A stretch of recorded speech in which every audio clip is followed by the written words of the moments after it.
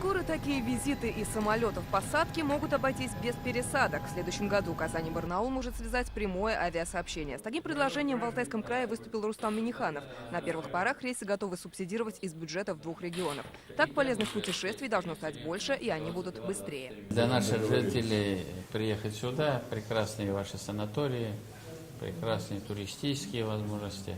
Татарстан тоже много историко-культурных, интересных объектов. Если мы постараемся, мы сделаем так, чтобы эту тему ускорить, то тогда даже будет возможность нашим землякам посетить игры чемпионата мира в Казани.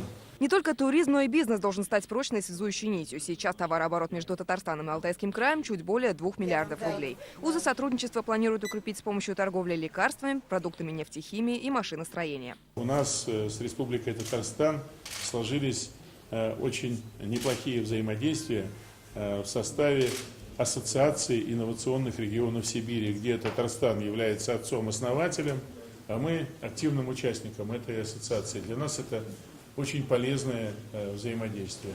За инновациями не забывают и национальные связи. В соборной мечети Барнаула Рустам Минниханов встретился с татарами края. Как поделились на встрече, здесь для них созданы комфортные условия. Рустам Минниханов напомнил связь с родиной и традициями, всегда готовы поддержать образовательные программы, татарские социальные сети и телеканал ТНВ «Планета». За сохранение национальных ценностей на Алтае Рустам Минниханов вручил местному татарскому активу госнаграды и ключи от нового микроавтобуса. Микроавтобус производства Татарстана в Елабуге. Еще президент Татарстана посмотрел, как работает местный туристический комплекс Белокуриха-2. На этом визит на Алтай не окончен. Вслед за этим делегация Татарстана отправится в соседнюю республику Алтай.